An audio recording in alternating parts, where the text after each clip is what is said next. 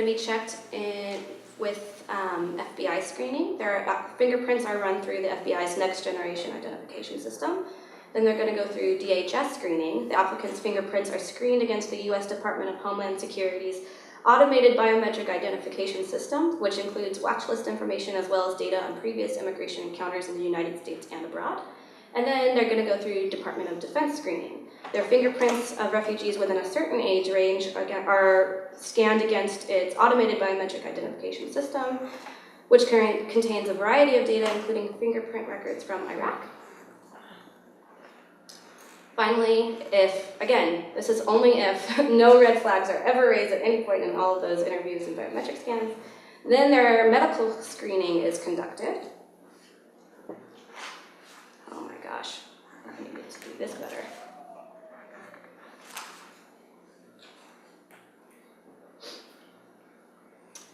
All applicants approved for resettlement in the United States are required to go and undergo medical screening conducted by the International Organization for Migration or a physician designated by the U.S. Embassy. This screening ensures that the applicant does not have any communicable diseases that could pose a public health threat and as such prohibit his or her admission to the United States. After they get here, they have to go through even more medical screening. This is not the last time that they're going to get poked and prodded by a physician they don't know. If the refugee is approved, a sponsor agency is assigned and a cultural orientation abroad is conducted. Again, not the only cultural orientation they receive. Once they get here, they'll go through another cultural orientation. Upon arrival at a U.S. airport, additional screenings are conducted. So it's a little vague and a little complex all at the same time because there are several different pipelines that refugees can come through. This is just the general one. They all have to go through extensive interviews. Their fingerprints are ran through several different systems before they get here. How long do you think that kind of process could take? 2 years? Years. Years and years and years and years. It's extensive. Each step takes a long time. The well-founded fear interview can take 18 months, just so you can get your refugee status. So a lot of the misinformation in the media right now is saying, oh, anybody can just say that I'm fleeing persecution based on this. There's extensive research that happens even within that group. If you're saying I'm being targeted because I'm a member of a particular social group in this particular area, they go deep within that claim. They have to research exactly what claims you're making in order to be approved for refugee status. They do that for asylum seekers as well, and that's even more extensive because they want to prevent anyone from just using the terms and just having as easy as a lot of people in the media have said. But that is not the case. I have had cases that I have researched on, especially asylum cases, where I've had a minor who was under the age of 18 that was from an African nation, and he had no memory of the situation that he was in. His father was murdered, his brother was murdered, he was in a village, he fled. And so what we had to corroborate was, what was this village? Is it true that they had, that his parents, that his brother and his father were murdered? And for the reason, religious reason, because the father did not want to take upon as head of the church of that particular village. So we had to find the village, we had to find people who had grown up in that area. And so it's very, very extensive of the types of details that we need in order for this minor child who is in detention, mind you, and has to stay there until they're even granted asylum and granted that right to even be able to integrate into the community space. So the refugees who were accepted in, say, this country last year, they started that process, or they left their home country Years ago. much before all this great turmoil even began. Is that correct? Absolutely. Yes, absolutely. In fact, one of our co-workers just was reunited with his family who he hasn't seen in 7 years. He is a special immigrant visa recipient. A special immigrant visa recipient is someone who has worked for the U.S. government overseas. So he worked as a translator for the U.S. government in Iraq. His family fled to Lebanon. So he hadn't seen his family in 7 years, because that's how long their vetting process took. But his was a little accelerated because special immigrant visas, again, they've already vetted you for a long period of time working Right. with the U.S. government Right. in a foreign land. So therefore, once you come here, you go through a different pipeline as visitors. Right. There's so many different kinds of pipelines where refugees get to this country. UNHCR is just one of them, of how they register to, once they flee the country, to register with the UNHCR. There's the Lautenberg program, which we also assist with, which has actually been our major pipeline with IRIS for the last 7 to 10 years, which is mostly Iranians, Iranian Christian minorities. And so they come through the Lautenberg program, which is a little different, and I won't go too much into this, I can talk all day about this. But instead of them basically going to the UNHCR, so forgive me, I talk with my hands and I move a lot. It's an African thing, I'm not really sure. But bear with me. So we have someone who's fleeing their country, but with the Iranians, they're in their homes, right? And then they're in fear of their lives, so they leave their home, contact a U.S. tie, which is considered a family or a relative or a friend, and say, hey, I really need help. Can you request an interest form on my behalf to come to the United States?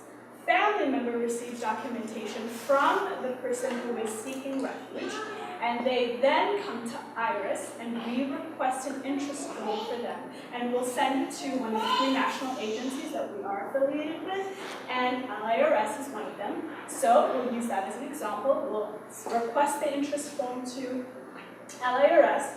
LIRS will send the request overseas to Austria, at Vienna in Austria. Once they've received all of that information, then they're going to ask a lot of security questions. Again, the vetting is not going to be laid back because they're not going through the UNHCR. However, they have to have maintenance and care and maintenance finances from their U.S. tie, basically to show that there are not going to be a public charge to society, which is, I know, a lot of concerns here in the United States on public charge and the amount of money and all of that it takes to bring them here and so on and so on. So the family member will then send the money to Vienna. The Austrians will vet them. Then they will grant them a visa to their local embassy in Iran, and they will grant that. They have 1 month to do that. If they miss that, it's hard luck then. So then they are going to grab that visa, go to Austria, go through all of those clearances again. They spend a lot of time then, and then once that's been, everything is in the clear, there are no red flags, then they come through the pipeline and enter through IOM, which is the migration pipeline assistance. So then we get them. So then we are assured these cases. And we also have to do a lot of sort of detail-oriented vetting ourselves, in a sense of, are we able to handle the caseload of the applications that we're receiving, especially since we are a family-based or family reunification spectrum, as opposed to a free case. So a free case is refugees that are coming, they have no one, they know no one. We have the majority of our caseload are people that have a family friend or someone that they know that they can come here and help them integrate within the first 90 days, which is actually the case management of what we receive once we receive a new refugee case. Once that happens, we have our refugee placement services, and that's about 90 days, okay? So that happens, let's see, we have about 700 this year? Mm-hmm. Had about 700 refugees come through our pipeline this year. So they all receive a case manager. Each refugee receives $1,125 per person per refugee for 90 days. Living in Los Angeles, I don't know how that's supposed to happen. They're supposed to pay their rent, their food, utilities, all sorts of expenses that they need to be able to integrate into the local communities, and that's why we are so blessed to have the support of our surrounding communities, our faith-based communities, all other community centers. People are very, very generous, fundraising, donations, and so on, to help these families get started, because our main goal is self-sufficiency. we want to help them, yes, but we also want them to be able to help themselves, teach them things. So we like to have people engaged in order for them to do that. So if we have a volunteer, for example, transportation is one of our biggest requests for volunteers, because our refugees need to get to their medical appointments, they need to go to the welfare office, they need to go to the social security office, and all of those things are not exactly in a very close proximity to where they are, because again, when you're integrating into a new life, you'd like to be around people that maybe speak your language, maybe know your culture, maybe you'd like to have a little store that has some of your foods that you receive.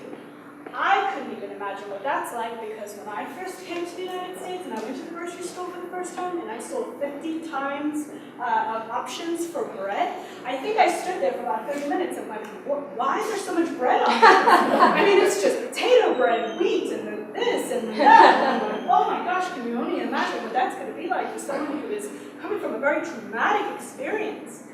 So mindful of things like taking them to the grocery store, teaching them how to read the labels, prices, good bargains, bad bargains, coupons, things like that go a long way, I'm telling you. Transportation, helping them learn the bus system, get them their little maps, show them which trails to take, the different trains, where to go, what stops to use. Those are all so beneficial and go a long way to help them become self-sufficient. Because we only have them for 90 days. After that, we rely on you. Because that's all our contract says that we are obliged to do. So we do have welcome teams, we do have sponsors, we do have volunteers who want to go above and beyond, and we are so grateful for that.